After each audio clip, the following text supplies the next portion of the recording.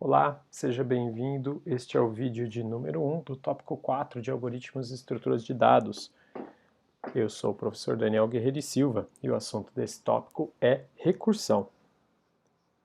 Bem, recursão é uma técnica de programação, gente. Então vamos dar um intervalo aqui do tema de estruturas de dados que vimos nos dois tópicos anteriores, né? No tópico sobre listas ligadas e no tópico sobre filas e pilhas. E aqui a gente vai ganhar uma ferramenta a mais em termos de projeto de algoritmo. A recursão, aliás, é uma técnica muito útil, muito elegante no projeto de algoritmos. As soluções que se baseiam em recursão, elas muitas vezes são soluções com 3, 4 linhas de código e você resolve uma tarefa, digamos assim, relativamente complexa, com uma solução dessa magnitude, né, com essa quantidade de comandos. Claro que por trás aí tem algumas implicações, né, algumas desvantagens que a gente vai falar mais para frente dentro desse tópico, mas apesar disso é uma ferramenta muito importante, interessante, que ajuda muito na implementação de diversos algoritmos. O ponto fundamental da recursão, do conceito de recursão, é a noção de autorreferência, que vocês estão vendo aí no slide. Então, a gente vai falar disso daqui a pouquinho melhor, mas é basicamente a ideia da gente tentar definir um problema em torno dele mesmo, né, de uma representação menor dele mesmo. Então, em cima dessa ideia de autorreferência, se eu conseguir fazer essa representação do meu problema em torno dele mesmo, e não é em torno dele mesmo qualquer, né, definição, mas tentar descrever o problema como uma instância menor dele mesmo, mais alguma operação, né, mais uma construção, uma composição de instâncias menores dele. Isso é um indicativo, é um bom indício de que você pode fazer uma abordagem recursiva para aquele problema.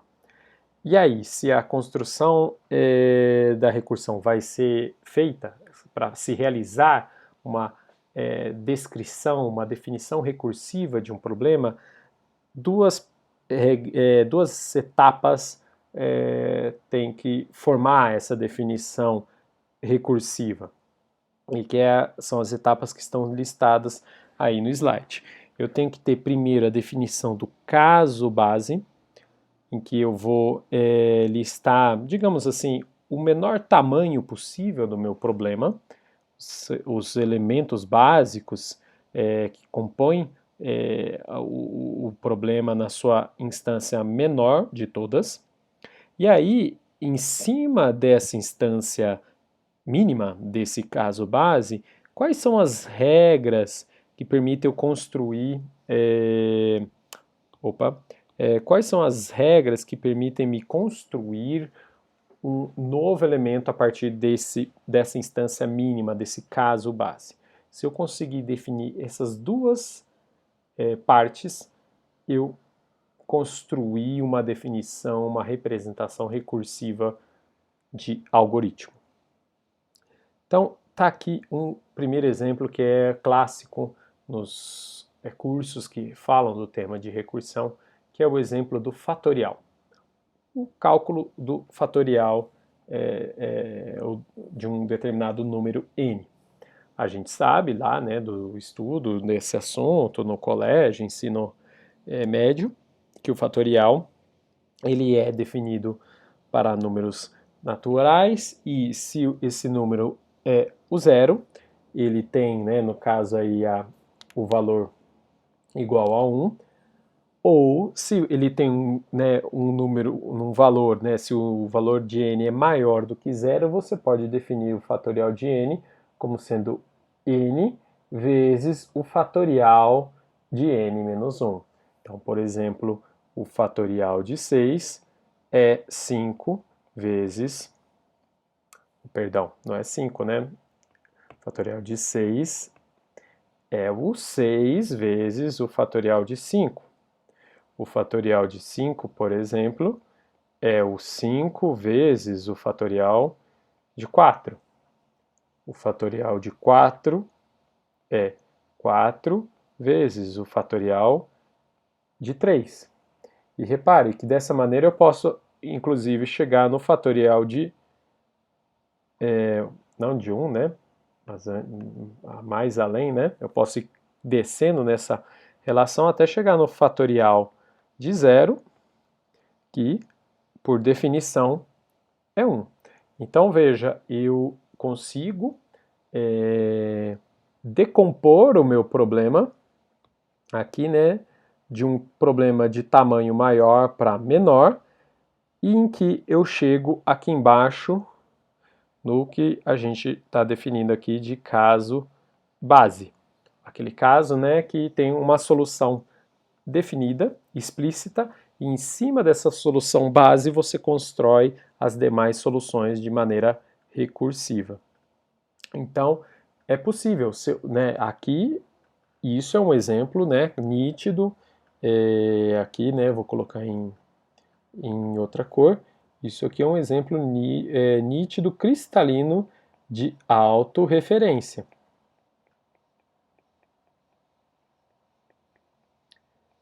Pois, veja que eu estou definindo n fatorial como alguma coisa em termos do fatorial de um número menor do que n, que é o n menos 1. Então, esse, né, é o aspecto que identifica justamente um problema que pode ser representado, solucionado, na verdade, né, de forma recursiva. E aqui está justamente a forma recursiva de se resolver esse problema. Então veja, eu estou declarando uma função na linguagem C++, essa função retorna, aí no caso, ela retorna o tipo long_int, estou declarando long, né, justamente porque fatorial é um número que cresce muito rapidamente, então estou querendo aqui garantir que não tenha, tentar evitar, né, o estouro da representação desse número, colocando o maior tipo possível aqui de inteiro. E aí eu recebo o parâmetro n como entrada, então eu quero calcular o fatorial associado ao número n, e aí aqui, reparem justamente, aqui temos o caso base. Então, a primeira etapa de uma função recursiva é a definição do caso base. O caso base qual é? Justamente o meu n é igual a zero. Se o meu n é igual a zero, eu já tenho uma solução fechada, definida, que é o valor 1.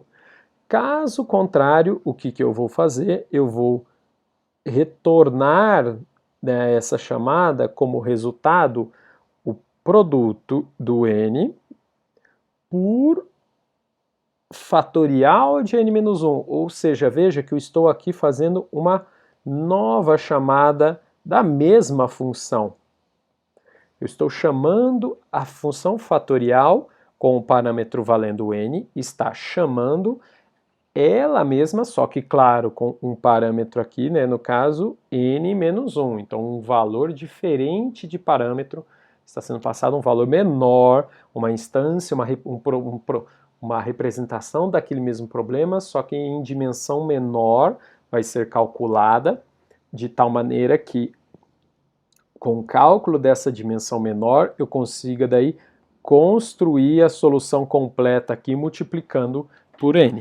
Então veja, esse é o exemplo de uma função recursiva, que está fazendo justamente uma operação de chamada de função recursiva. Então, chamadas de função recursiva significa uma função que chama a si mesma, só que, claro, com parâmetros possivelmente distintos na chamada, na invocação.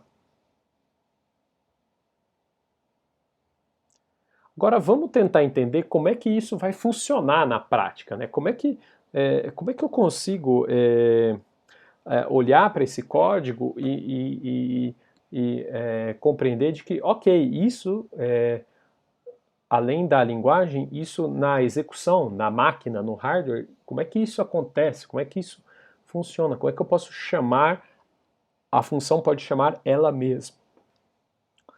Vamos ver, vamos tentar então entender justamente como é que isso funciona. Tem uma estrutura dentro da gestão dos processos, os processos, né, são os programas que estão em execução dentro de um computador e que estão sendo gerenciados pelo sistema operacional. O sistema operacional ele divide a memória RAM, em segmentos e vai, né, alocando esses segmentos de memória para cada um dos processos, cada um dos programas. E dentro do espaço de memória disponível para cada um desses programas, há justamente a área de memória para as instruções do programa, para os comandos que aquele programa tem que executar, a área de memória disponível para os dados, as variáveis que aquele programa utiliza, declara, e há também uma estrutura dentro desse espaço de memória do programa que é a tal da pilha de execução. E é ali o local-chave para controle, antes de falar de recursão, para o controle das chamadas de função que ocorrem dentro de um programa. E quando eu falo aqui chamada de função, não estou falando só de função e procedimento dentro do paradigma procedural. Eu estou falando também de função membro de que foi invocada associada a um determinado objeto de uma classe. Então, funções membro de classes também entram nessa lógica, nessa dinâmica. Então, o que acontece? No momento da execução de um programa, e quando uma função é chamada, repare que primeiro, né, você tem a passagem de valores para os parâmetros daquela função, e aí, quando, né, antes do código associado a essa função ser executado, o programa, na verdade, o sistema operacional que controla e configura a execução dos programas dentro, né, e o acesso, a concessão de acesso dos programas à CPU, ele tem que manter controlado, né, o mecanismo de execução e de reinício da execução do programa quando a função termina, ou seja, quando eu termino de executar aquela função, qual é a próxima instrução que vai ser executada logo após aquele ponto em que foi chamada aquela função. Então, esse tipo de informação, ela é armazenada justamente nessa estrutura de dados chamada de pilha de execução, que é literalmente uma pilha de dados, como a gente estudou justamente no tópico anterior. Então, dentro da pilha de execução, a gente guarda essas informações numa estrutura chamada de registro de ativação. E aí toda função tem um registro de ativação, toda função que está em execução, que está naquele momento em estado ativo dentro do programa, elas têm um registro de ativação justamente armazenado dentro da pilha de execução. Isso inclui, claro, a primeira função, a função principal, a função main. E quais são as informações que a gente armazena lá dentro? As variáveis locais declaradas na função, os parâmetros que a função possui, o endereço de retorno, ou seja, qual é a instrução que deve ser executada depois que essa função termina, a instrução que fica logo após o ponto do código em que foi invocada aquela função. Tem também o valor de retorno, para justamente um espaço para armazenar justamente aquele elemento, aquele dado que vai ser retornado pela função, além do vínculo dinâmico, que é um ponteiro para você coletar, se for necessário, né, o sistema operacional, coletar informações a respeito do registro de ativação do ativador daquela função, ou seja, a função que invocou esta outra função que você está analisando o registro de ativação. Então, em termos de arquitetura, de hardware e de sistema, de dinâmica de chamadas de sistema dentro do sistema operacional, cada vez que a gente chama uma função, cada vez que o programa chama uma função, Um registro de ativação vai ser criado para aquela função chamada e colocado na pilha de execução, como forma justamente de controlar adequadamente como é que está acontecendo a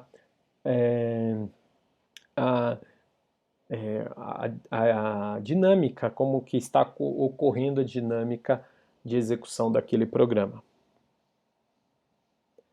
Então, por exemplo, imagine que você tem uma função main, como essa, como a figurinha está falando aqui, né? O seu programa começa executando a função main, e aí a função main chama a função F1.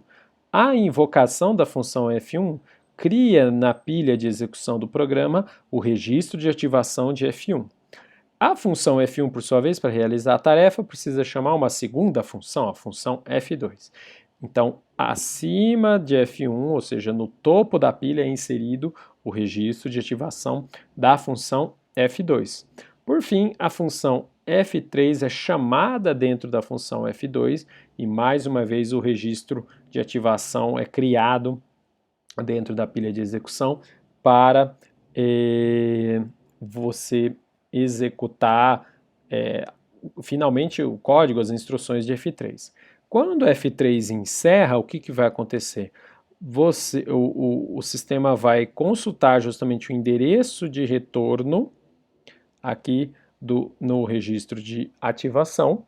O endereço de retorno vai permitir retornar para a execução da função F2, que ao terminar vai consultar o endereço de retorno da função que a chamou, o endereço da próxima instrução a ser executada na função F1, que deve poder voltar a ser executada e que, por sua vez, também, ao terminar a sua execução, vai consultar o endereço de retorno para a função main e aí executa essa próxima instrução associada à função main. Então, à medida que as funções vão sendo invocadas, você tem operações de push na pilha, e à medida que as funções vão encerrando, elas vão retornando, você tem operações de pop na pilha de execução do programa.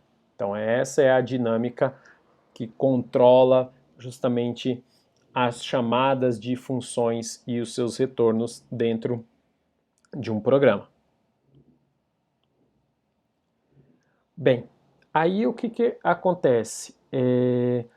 Quando eu chamo uma função diferente, ok, aquela figura anterior ilustra para a gente o que está acontecendo, mas e quando eu chamo a mesma função? O que na prática está ocorrendo?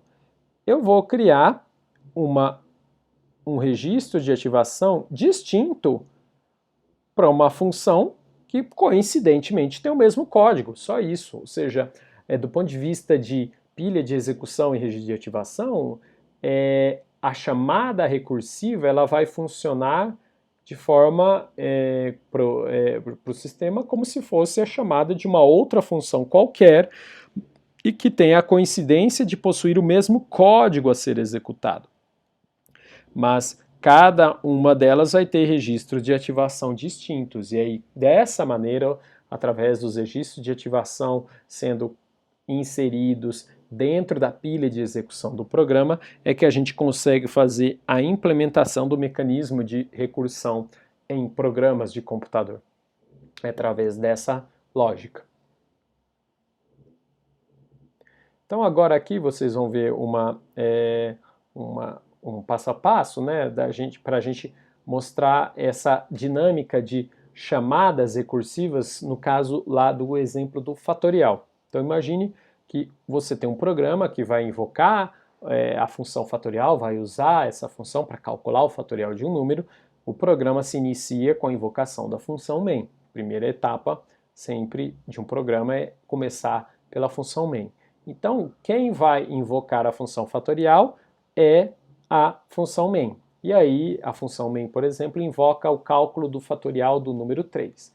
A gente sabe que o 3 não é o valor de caso base, né? 3 fatorial pode, então, daí ser decomposto de forma recursiva em 3 vezes 2 fatorial, então eu vou ter que chamar recursivamente a função de fatorial de 2, e é isso que vai acontecer. Então, o fatorial de 3 vai invocar o cálculo do fatorial de 2 para poder, com base no resultado do fatorial de 2, multiplicar esse resultado por 3 e aí sim finalmente ter o resultado de fatorial de 3.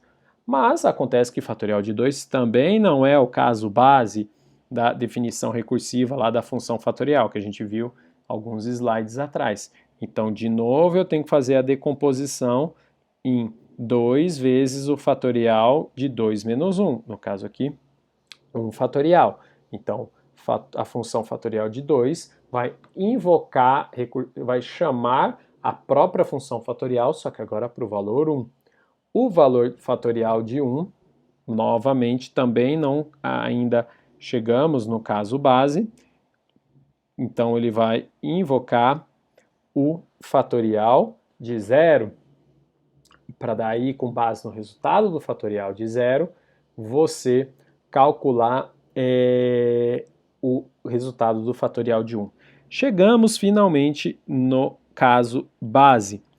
Então, veja que quando você tem uma função que é definida de forma recursiva para um tamanho, para uma entrada de tamanho arbitrário, isso vai, né, assim que você invoca essa função, ela vai fazer chamadas recursivas dela até atingir o caso base. E aí, ao atingir o caso base, ela consegue retornar os resultados para as invocações anteriores e construir o resultado inicial, o resultado desejado a princípio. Então, com o fatorial de 0 calculado, que é igual a 1, eu consigo calcular o fatorial de 1, que é 1 vezes o resultado do fatorial de 0. E aí eu tenho, portanto, o resultado do fatorial de 1. Com o resultado do fatorial de 1, eu consigo fazer 2 vezes esse resultado para obter o fatorial de 2. E aí, com o resultado do fatorial de 2, eu posso fazer 3 vezes o resultado do fatorial de 2 e ter finalmente o resultado do fatorial de 6, que é o valor retornado para a invocação inicial ali feita na função main.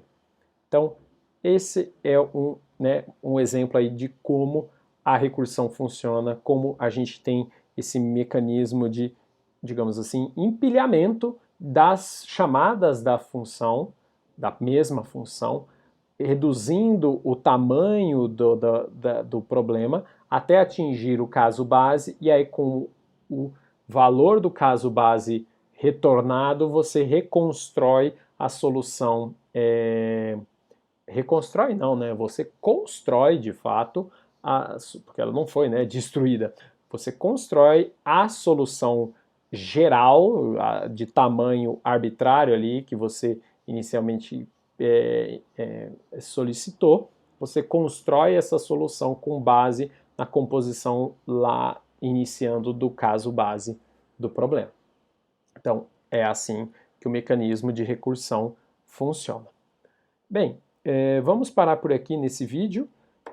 No próximo vídeo a gente segue no tópico falando um pouquinho de vamos falar de mais um exemplo, o exemplo do código de Fibonacci, e discutir um pouquinho a questão das implementações, a dualidade entre a implementação recursiva e a implementação recursiva.